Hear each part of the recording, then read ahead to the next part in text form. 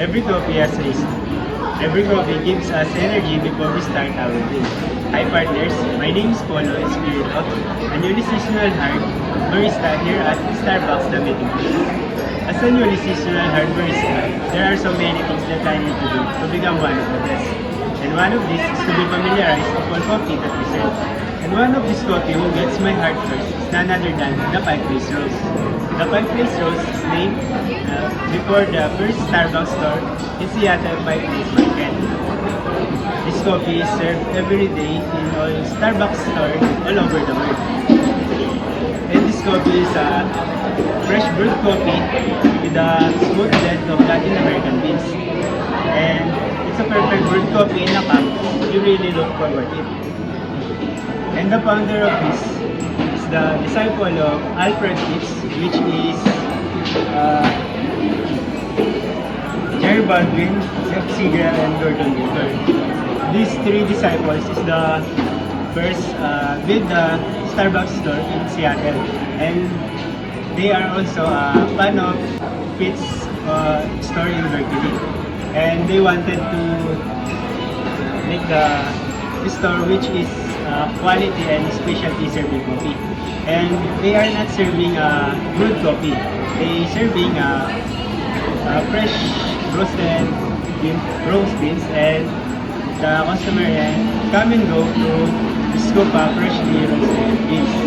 And Howard Schultz purchased the company, and he introduced the Starbucks in a coffee house because he gets an idea in a coffee house in Italy, and then he make the Starbucks as one of house coffee. And as we know now, the Starbucks is known as coffee house, which is serving all over the world. And now let's proceed to our traditional tradition. And for this coffee, I use a coffee French press, which is I use also 30 grams of first coffee grinds, and for 540 unfiltered water.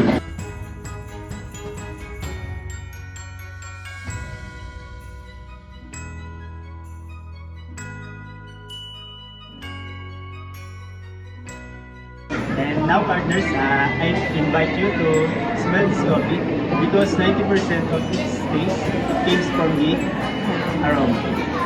And let's smell.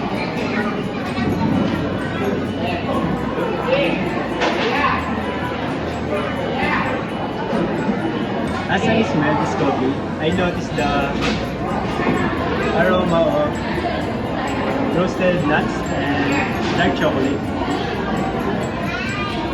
And for the second, let's slurp. The louder the better to avoid burning our tongue. Let's do the slurp.